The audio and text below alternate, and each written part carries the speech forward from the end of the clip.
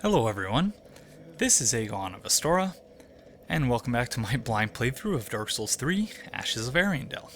This is episode number 2 being recorded on Tuesday the 25th of October. I hope you're all having a fantastic day whenever it is you find yourself watching this. I guess I should explain why we're in Dark Souls 2 and not, in fact, in the DLC for Dark Souls 3. And that is, in the previous episode, I brought up the possible connection to the Forlorn from Dark Souls 2, so I thought before we got started I would quickly load up Dark Souls 2, Scholar of the First Sin, and have a look at a couple things. So first and foremost, Armor of the Forlorn. Armor of the Forlorn who wander the land of the undead. Born of Aldia's obsession with the first sin, the Forlorn lost both their corporeal form and a world to call their own. Now they drift into other worlds, ever in search of a home. But without self, one has neither beginning nor end, and so the Forlorn have only to wander. So, whether or not, and we're going to trigger a Forlorn invasion here real quick before we... Oh, never mind, no we're not. We don't have to... I thought I had some bonfire ascetics, but I forgot that I used them to farm red orbs in this. But yeah, I don't know if there's actually any connection there. Let's see if the Greatsword says that the king's elder brother, Aldia, sought to overcome the curse through means unlike his siblings. Unlike those of his sibling, would probably be a better way of phrasing that.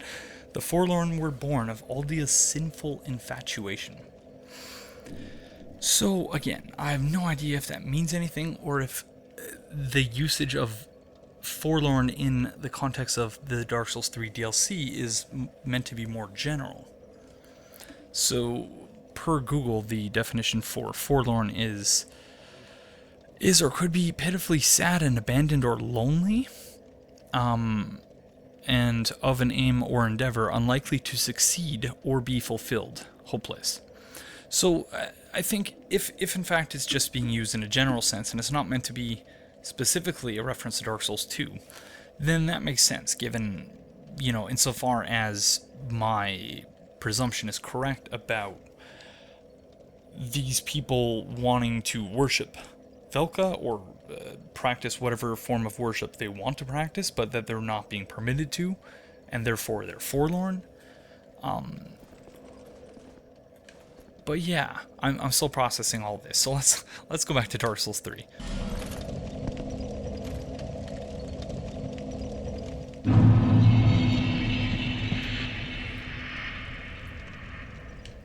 Okay, so interestingly enough, the guy who lured us there is gone.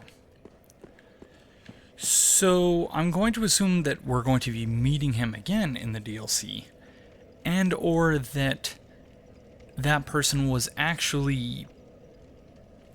that person was the voice, the disembodied voice that we heard after I died the first time. Or after we came back from the invasion, I can't recall. One of the two, we heard a disembodied voice. So I'm going to assume that it was that person, but I guess we shall see.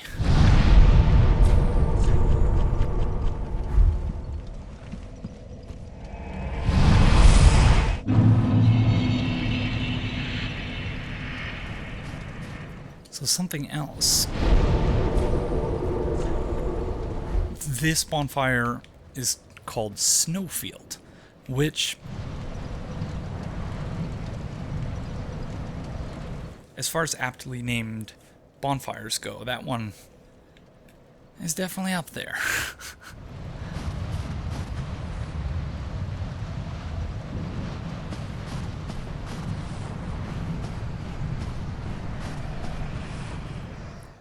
It is 4:33 in the morning, so I haven't...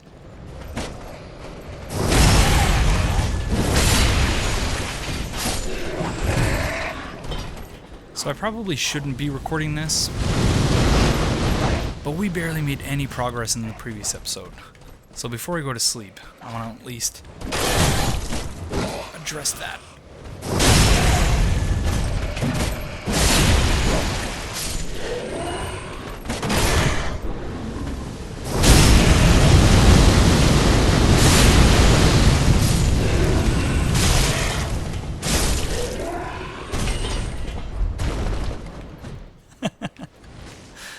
I still couldn't believe that invasion. Or that summoning, I should say. When the guy kept using the point up gesture. And I'm just really curious as to whether or not he recognized my build from that point up video. Because it has something like 10,000 views or something like that. So it's not entirely outside of the realm of possibility. These tree ladies also remind me of the witches from Left 4 Dead. For anyone who's played that game. Just in how gangly, but just, oh god, frightening.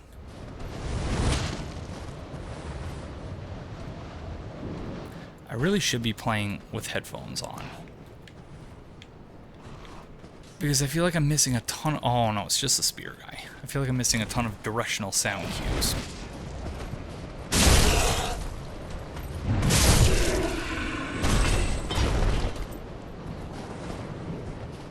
And that often puts me at a disadvantage, because as you already know, because I mention it pretty much every time I record, I don't play with my volume very loud so that it doesn't leak into my mic.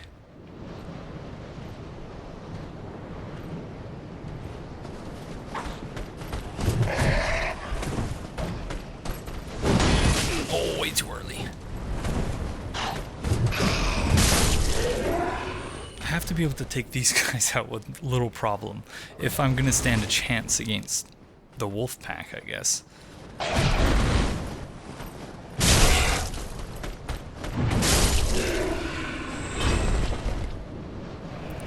Because that was a genuinely disempowering experience coming up against them in the previous episode.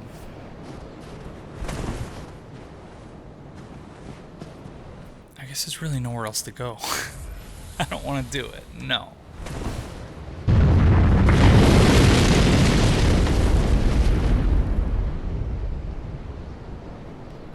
Oh.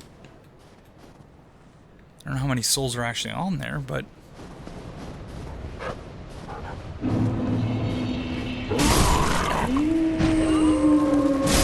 I wonder if there's any way to stealth by them.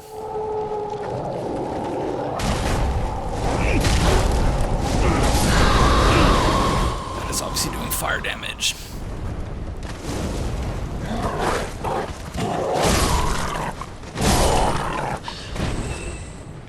Okay. 3 down, only like 35 to go. Plus the moving tree, stop moving! It's not nice. It really isn't. Trees aren't supposed to attack you. It's not what trees are for. Trees exist in harmony with their surroundings. Oh, they certainly don't do that either. Oh no. Oh, that's not good. That is not good.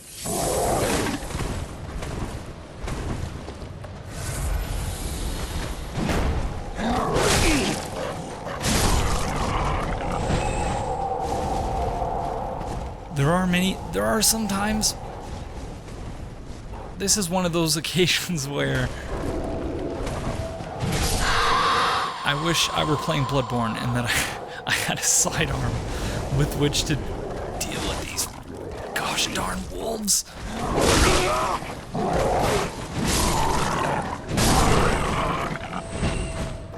Okay. Well, my friend.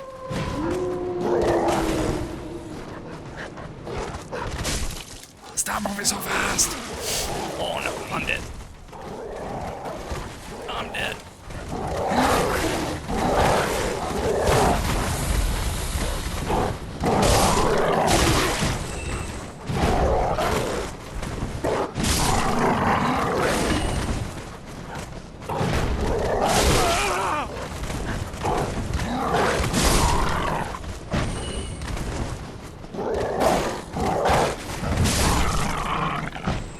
So on the off chance that there is someone out there watching this right now who has some sort of expert knowledge about wolves and their pack mentalities, I'd be very interested to hear how accurate FromSoft's portrayal of the same is here, because yeah, it's interesting how they don't just come right at you. They sort of stalk you, and they seem to work together, but that could just be me being bad at the game.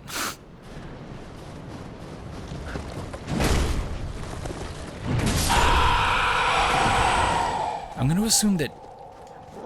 Why do I have Gold Pine Resin equipped again?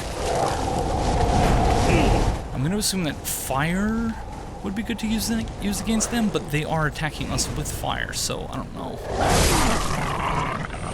I don't know if it's as simple as... Well, screw it, we have this equipped, so we might as well use it. I don't know if it's as simple as you're in a cold area, so everything is susceptible to fire damage, or if it's more complicated than that.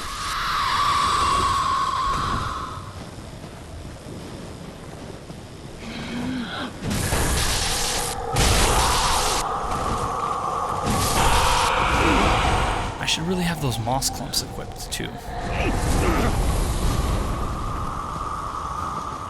He says as he charges back in without equipping his moss clumps.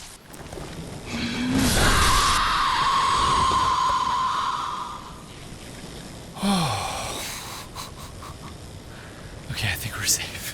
For like, we can breathe for a second. Oh my gosh.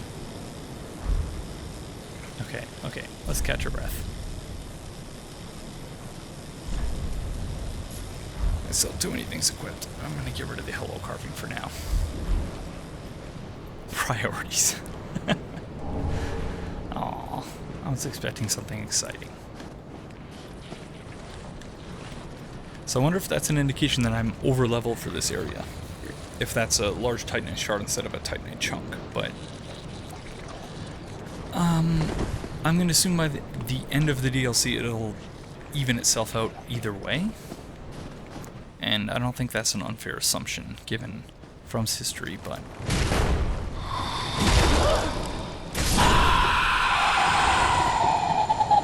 But we shall see. Because this strikes me as very, very much endgamey content, in the same sense that the old hunters did, but within the old hunters there was also a distinct progression in difficulty for each layer of the dream. Or of the nightmare, I should say. Oh, no. Oh, if you're right under it, you're fine. If you're right under it, you're fine. That's good. Okay. So we're back in the place where we went in the first episode. But this time, we don't have an entire wolf pack and a bunch of tree ladies chasing us.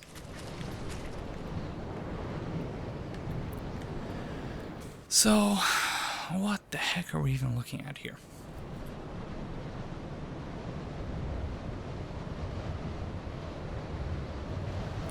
This is one of the things that most interested me when I watched the trailer and discussed it on the Beside the Bonfire podcast. Was this spot here, because it was shown in the trailer. And generally I don't watch trailers, but because it was a topic on the podcast, I did. But yeah, it's very interesting. It reminds me a lot of the River of Blood from the old hunters, but also not. Like, it's sufficiently different that, you know, if nothing else, presumably this is just another indication of spiritual impurity. In a similar vein to that which we've seen throughout the rest of the game. No, I should have known better.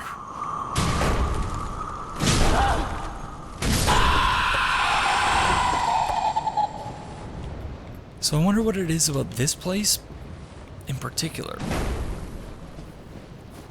that animates the trees. Because we find trees similar to that all throughout Lothric, but none of them come to life. Why? I suppose it could be as simple as... Oh, well, I guess it can't really be that simple. I was going to say, I suppose it'd be as simple as, you know, we're very clearly in a Dreamlands-esque dimension right now. But you could also make the same argument about much of the rest of the game. So, I don't know. So I was going to say something was simple, but that is basically the antithesis of everything I am.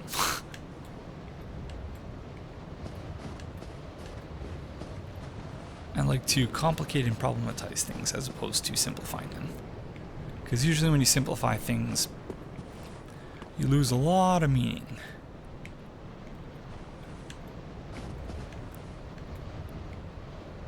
And context is important for understanding things. Which is very much why, very much why I love the Souls game so much. Because it's all about context. And you can't build an understanding of the story. Oh my god. There's that bridge. You can't build an understanding of the story without also understanding the importance of context. It's a very good thing I looked down here, because I expected that there would be a bonfire on the other side. Also, yes, we made progress. Yes. Okay. Just had to get that out of my system. So we're gonna leave the wolf boss there for the time being, and... or maybe we shouldn't. I don't want to screw up... yeah, no. I don't want to screw up quest lines. If, in fact, you know, killing that boss or mini-boss has some sort of impact on the things that happen in the place we're going now, I'm not going to take the chance.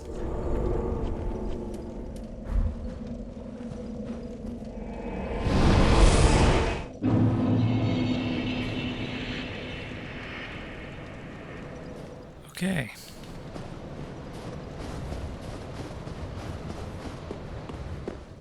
I know nothing has... I'm almost certain nothing has changed with our friend over here, but I just want to keep checking up on him just in case. Quick, go along. Find one for yourself. A sweetly rotting bed to lie upon. Still haven't found one as sweet as yours, friend. I'll be sure to let you know if I do, though. Alright, first we have a suicide mission to embark upon.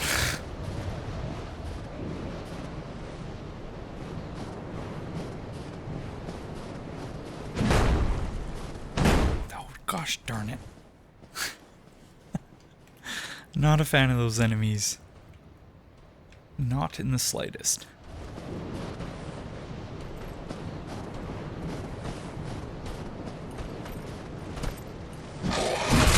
Oh, that was terrible.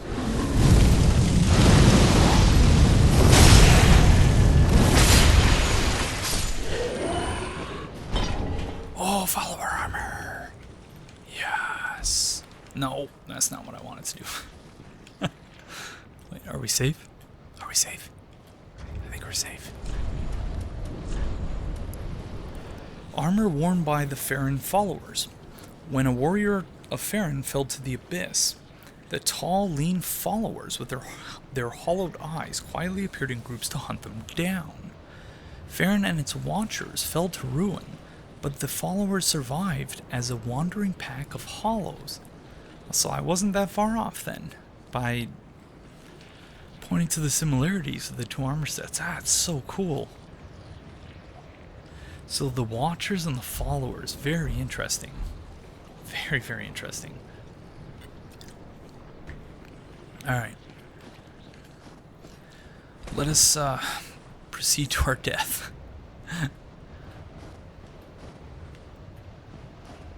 Our certain demise.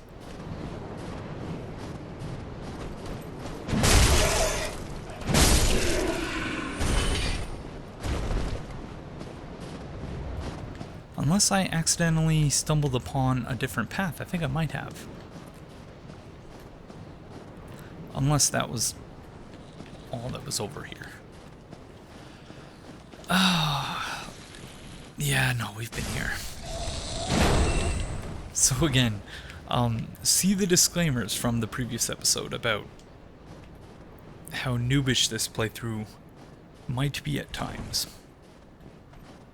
Exhibit A, or I guess Exhibit A was pretty much the entirety of the previous episode, but... Oh, Exhibit B incoming.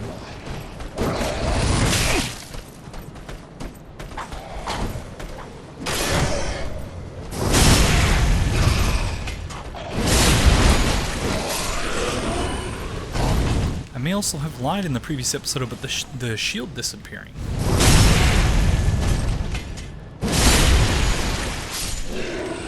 They might have actually fixed that for Dark Souls 3. It's been a habit of mine for so long that I may have just never noticed, because I try my best not to parry with one hand. Or repose with one hand, I should say. So again, I don't have a lot of issues fighting these guys, but when the trees, the dogs, oh man. Gloves worn by so I think it's the same, yeah, it's the same as the chest piece. I keep seeing the shiny up there and thinking that I can go get it, but forgetting that it's on a ledge. And that will likely wind up there later. Yeah, this really is the only path, okay.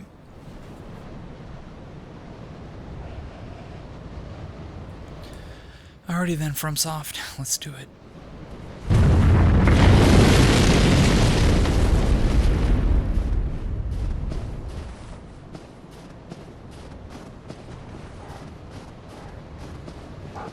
So we should probably take out the dogs first, or the wolves first, the pack rather, and then deal with the boss.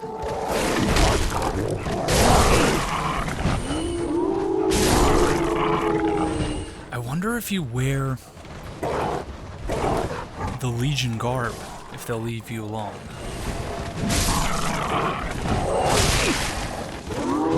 That would be very cool, because I'm thinking that maybe it's like it's like I help anytime, where it seems bullshitty at first, but there's actually a way to get around it if you don't want to deal with it. Oh, stop it. Bad dog. Jeez. Oh, I wish that the corpses would disappear, because it feels so bad. Just a pile of dog corpses. Oh, sorry, Poochies. But I had to defend myself. I hope you will forgive me in time. All right, here we go.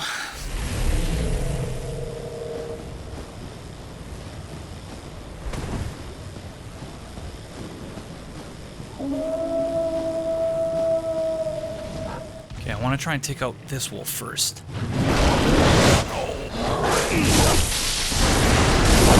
Yes. Okay. Now we might stand a chance.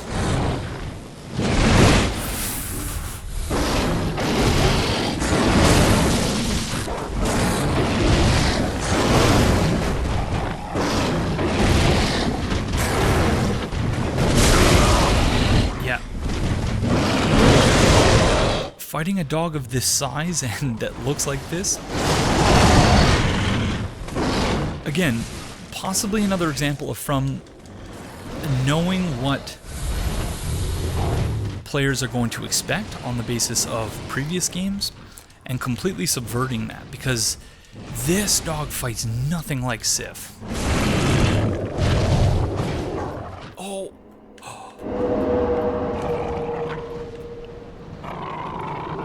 Oh no. What did I know? Shit.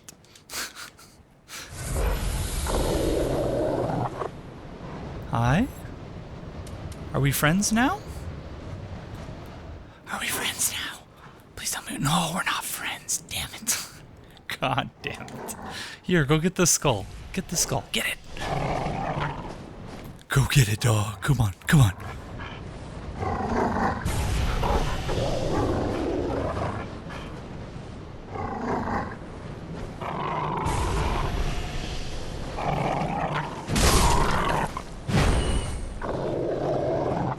Unless we are friends, or like maybe they're afraid of me now? Hi. Nope. Nope, not afraid of me. Not in the slightest.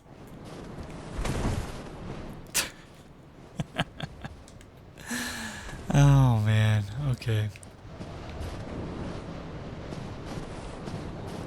Let me make sure we didn't miss any items along here. I do want to keep a little bit of distance from the cliff though.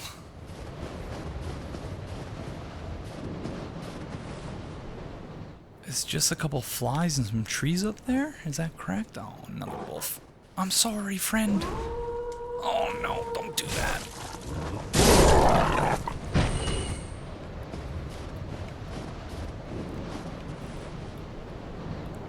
Oh, your hair is blowing in the wind.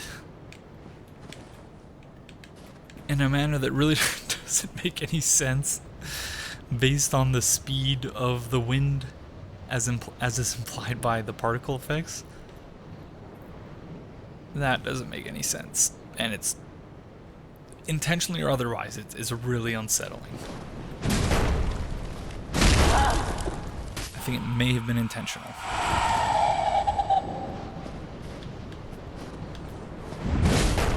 Yeah, it may have been intentional. Oh, those screams.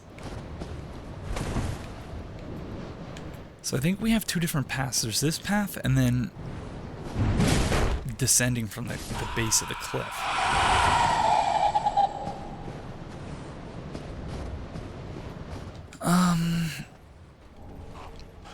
Oh no.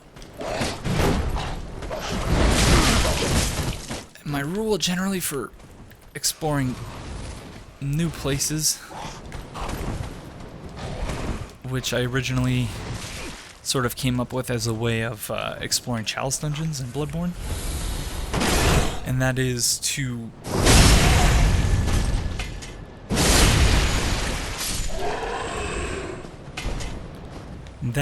always go up before down, because in many cases you'll wind up taking a shortcut that drops you down to wherever you need to go next anyway. So it doesn't always work, but when I'm in an area I don't know well,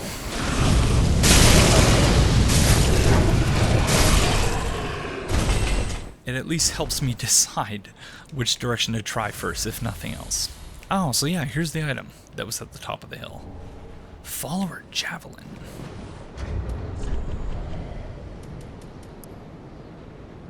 Light spear wielded by the Farron followers, balanced to allow for throwing. The followers attack in groups surrounding foes, shielding themselves and thrusting their spears at their foes. On a final command, they hurl their spears at their fallen foe to give the retired warrior an honorable send-off. Skill Hurl Spear. Emulate the practice of the followers by throwing an illusory spear that assumes temporary form. Interesting. Well, we certainly won't be using that on this build. What are the stat requirements like? Oh, wow. Much smaller dex requirement than I would have otherwise expected. But either way, yeah. Bam Bam don't need no spear. Because he's got the Bam Bam stick.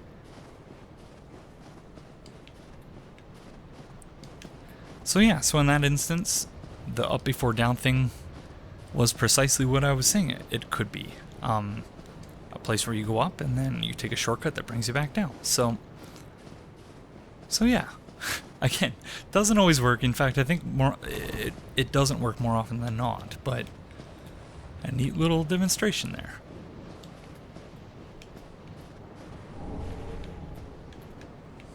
I should have been much more weary about the placement of that corpse. So this has got to be a Firelink Shrine, or at least that's what I speculated. Oh shit, but this guy's also here. Alright, we'll deal with him first before we get into speculation territory.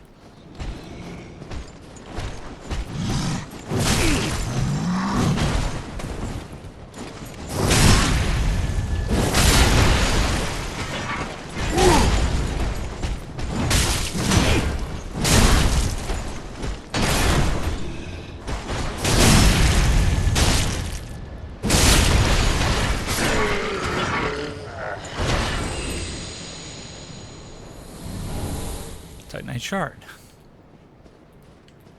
So that guy is very interesting. I'm looking forward to hopefully getting my hands on that armor set, because that red that we fought when we were summoned as a blue in the previous episode.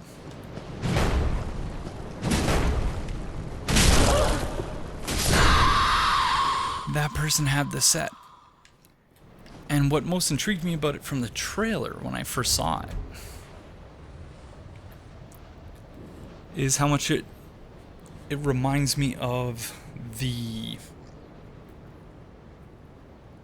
in A Song of Ice and Fire, Game of Thrones, the sort of Baratheon stag helmet. I'm not really sure how else to describe it. That you see in artwork of Robert Baratheon during Robert's Rebellion. Things like that. So we should probably take out these enemies first before we get into anything else. Oh, there's an archer up in the tower too, which I assume to be similar to the tower at Firelink Shrine, but it doesn't actually look like it's the same sort of tower. This one appears much more like a defensive fortification. And I have no idea what's going on with those arrows, but I do not like it.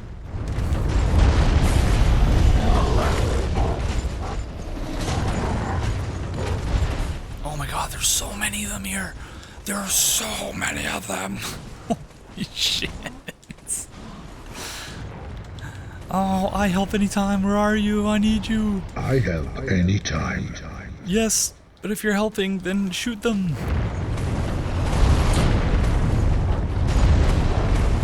Oh, well, I guess it's enough to just know that you're thinking about me, friend. That's better than nothing, I suppose.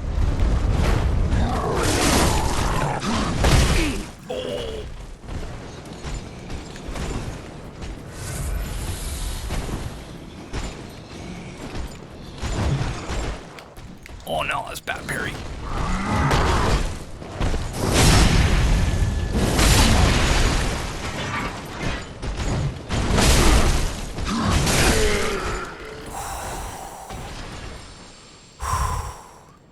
Oh my gosh. Oh, only 2 Titanite shards. Give me some item descriptions. Yeah, I don't know how we're gonna deal with so many of them. There are so many of them.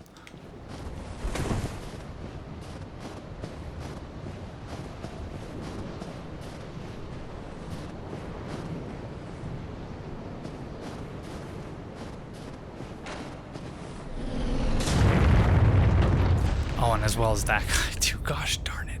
I help anytime. Well then shoot them, friend. If you're gonna help, shoot them. Oh no.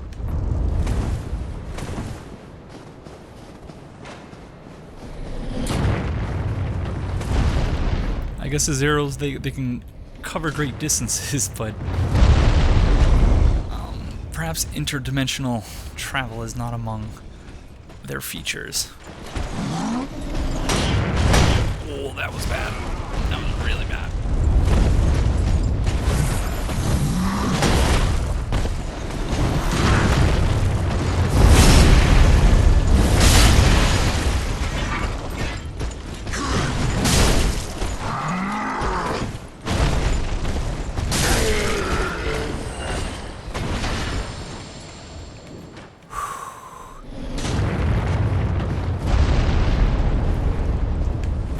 Memories of the Undead Settlement during my blind playthrough, as well as Old Yharnam during my blind playthrough of Bloodborne.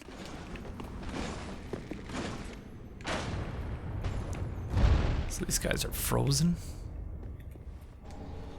Oh, I was hoping that would be the armor set.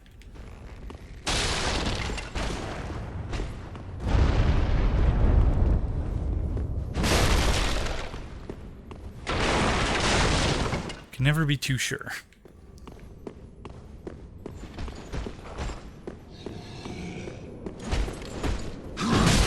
Oh no. Almost went off the cliff there.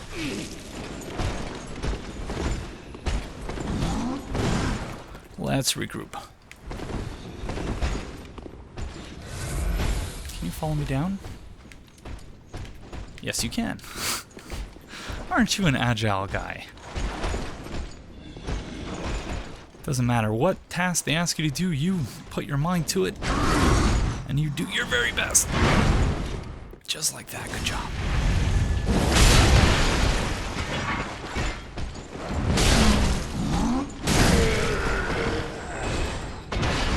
Thank goodness we're doing so much damage with this weapon. What are we doing? 585. That's not bad. Not too shabby.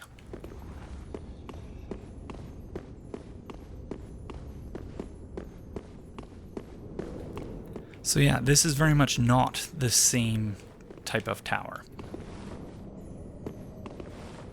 as the one at Firelink Shrine. So it just goes to show. In the previous episode, I was sort of half gloating about having been right to draw attention to. Oh, it's a crystal lizard. But how do I even get? Can I just go up? No, it's got to be on the way down. I was sort of gloating about drawing attention to the potential significance of the Velka statue being covered in the cleansing chapel.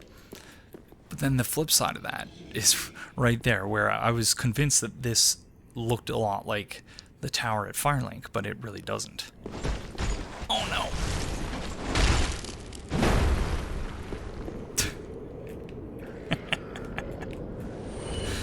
So, red eyes, suggesting, likely suggesting some sort of spiritual impurity.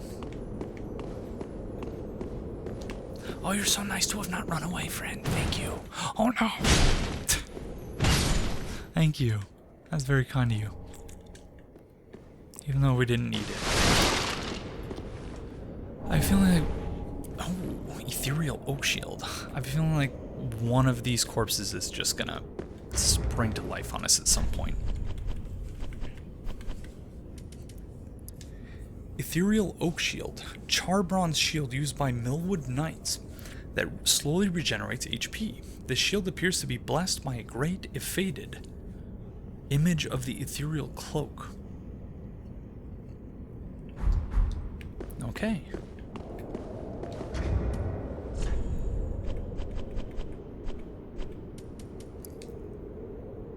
So they're the Milwood Knights. Interesting. I feel like Milwood... Is that a term that I'm just not familiar with? Or does it just refer... Is it more of a descriptive term in the sense of... This shield was made with wood from a mill? I don't know. This is very precarious, though. And I'm by no means afraid of heights, but that doesn't mean I like heights.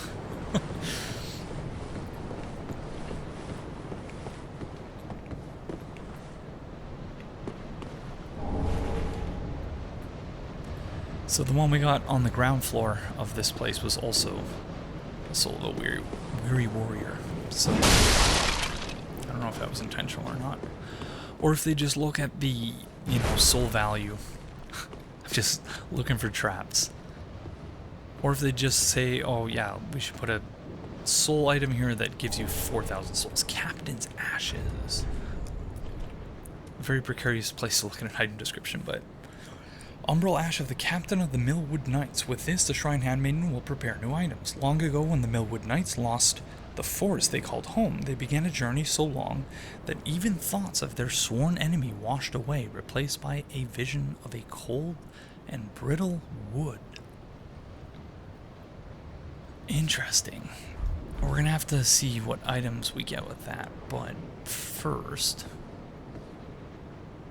we have to do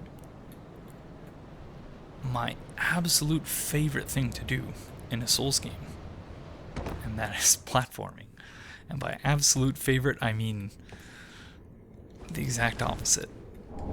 Milwood Battle Axe. Battle Axe wielded by Milwood Knights. Its blade is blessed by the symbol of the ethereal oak. A hefty axe normally wielded by the mightiest of warriors.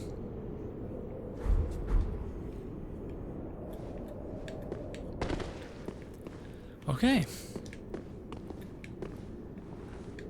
I think that was it. I don't think there was anything else. And yeah, if I'm uploading this, or if you're watching this, that means I'm already done my playthrough, so don't worry about letting me know when I've missed items, because I think what we'll do is we will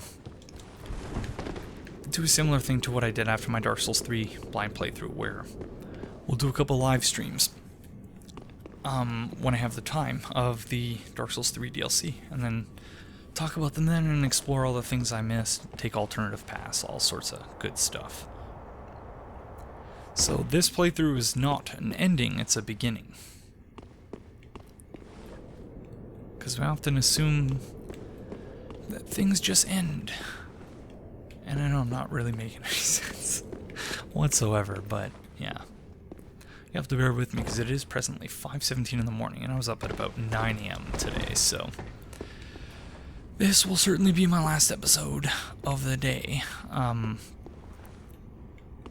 I'm going to try and record 2, or if fortune strikes me, 3 tomorrow. Dagnabbit. So, rather than being the ruins of a Firelink Shrine, this looks like more like, yeah, the ruins of the Milwood Knights fortification?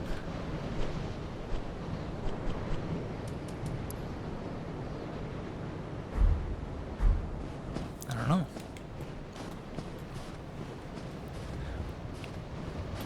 I do think there's at least 1 or 2 left, though. Yeah, there's one over there. Probably with a hound, too. So I want to be careful when walking near the edges, but I also don't want to just give up the chance to get some loot. I feel like I may have missed a bonfire somewhere, and I don't have any... do not have any divine blessings, so this should be interesting.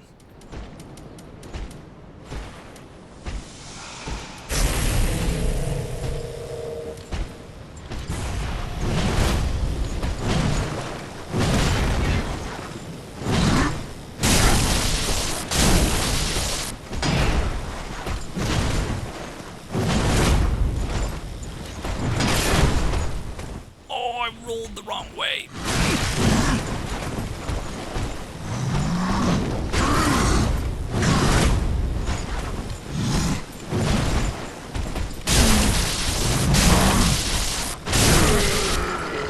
Thank goodness they can be staggered.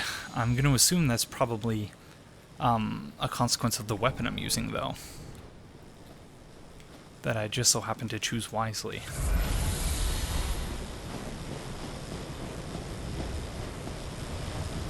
There's nothing quite like the feeling of vulnerability you have when playing through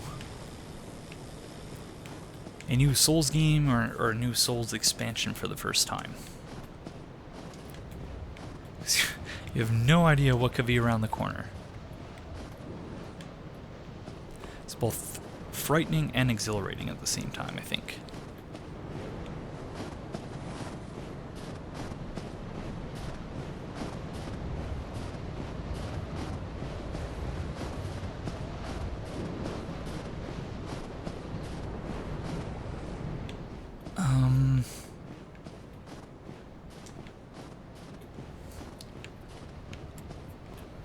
I want to say that appears to be it.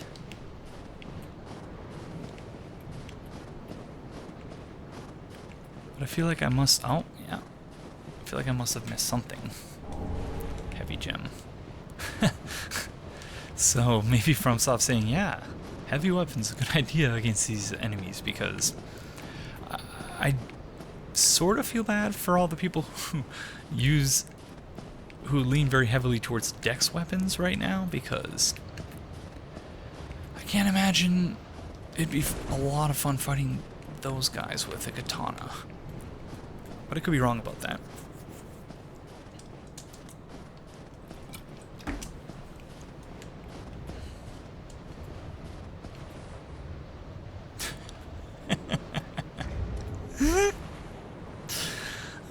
guys doing up there? How'd you do that? How'd you manage that? You guys look very comfy up there. This guy's phased into the side of the cliff. What the heck? FromSoft. Wow. Okay, we got 3 alluring skulls left.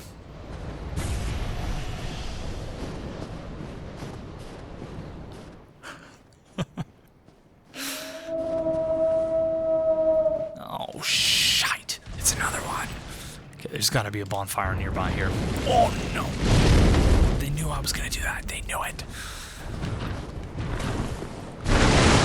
Oh, no. Oh, what happened? Okay.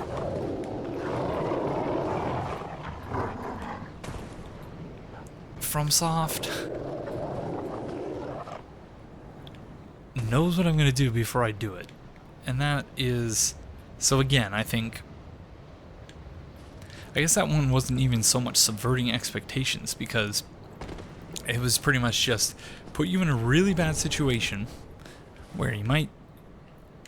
It's in a location where you're likely not to have rested at a bonfire for quite some time. And force you just, you only got one place to go. And that's exactly where I went.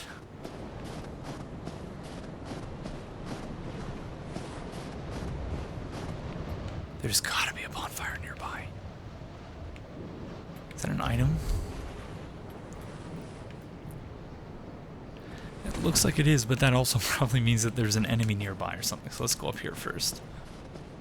Oh no, is this where we just came from?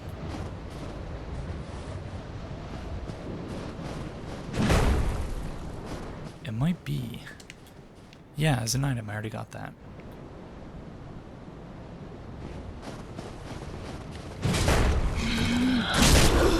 Oh, this must be where I died. Yeah, okay. I died there previously. So now I kind of know where we are. So let's go back in this direction.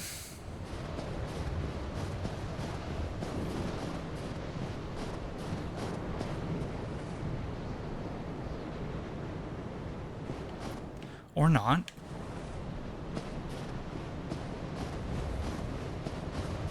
Okay, I don't think I actually know where we are. Oh yeah! Well, what do you know? What do you know?